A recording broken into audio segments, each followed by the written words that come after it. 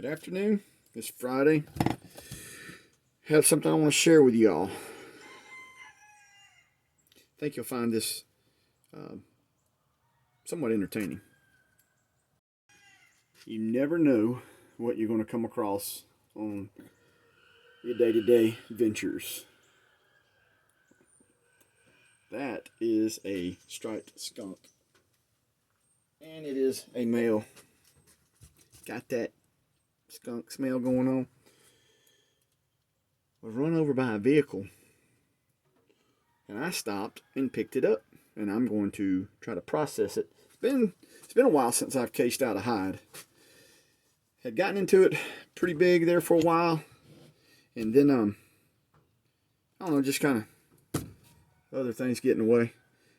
But I'm going to do my best to case this out, and then hopefully I'll have a hide to make a bag, make a cool hat, and it's going to be neat. Y'all stand by.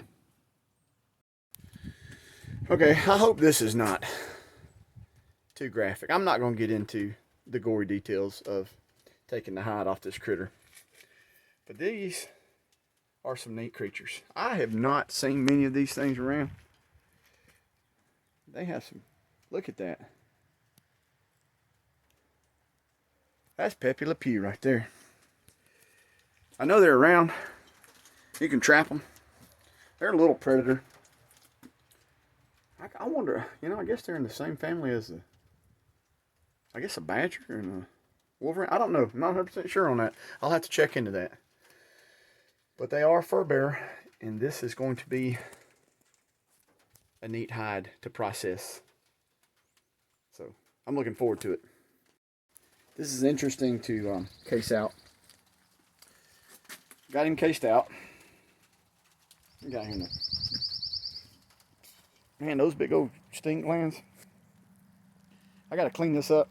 I actually got one of his eyeballs. I saved his tail. But it's like a sock. That's what casing means. So now I'm gonna have to flesh him out. So I'm gonna turn him back inside out and get the flesh off. You want to get all the flesh off the hide. That's what'll rot and mess your hide up. And hopefully I'm gonna be able to save this hide and tan it with the fur on, because that's my goal. If you're skinning animals, you're trapping, this tool, a tail stripper, worth its weight in gold. All right, due to the time in my afternoons, my main goal, and I achieved that, was to get that hide off the carcass. So now I'm going to take this hide and I'm going to secure it in some plastic bags and I'm going to freeze it. And then, because when you're fleshing an animal hide out, you don't want to be rushed. I actually cut 2 small holes when I was fleshing this one out. But you can fix those before you stretch them. You can sew them, and then when you put them on the stretchers, it stretches and it'll be fine.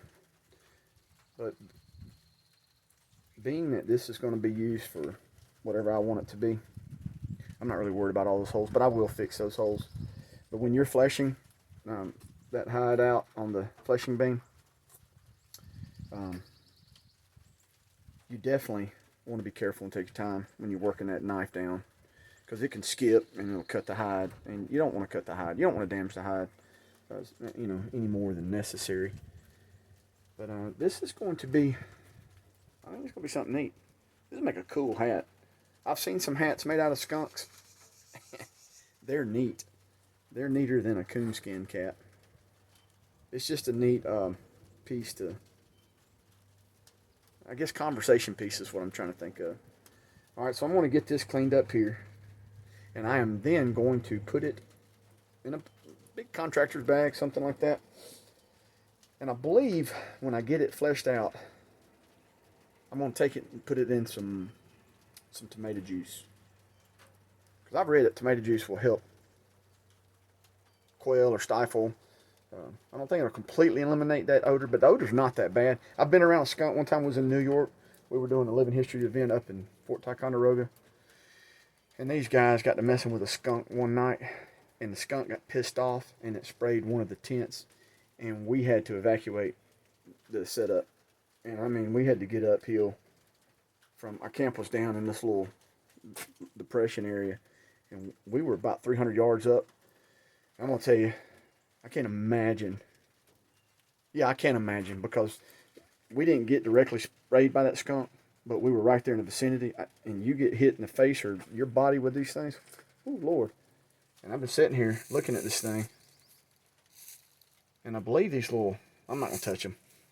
I'm not going to touch them. Ooh-wee, that's stanky. I'm going to bury this carcass. But there's these little sacks, and they almost look like fangs. Golly. Yep. I'm going to bury that carcass. But I believe those little sacks that look like fangs, I believe that's where that spray is. And that spray, that'll back a grizzly bear down. Sure would.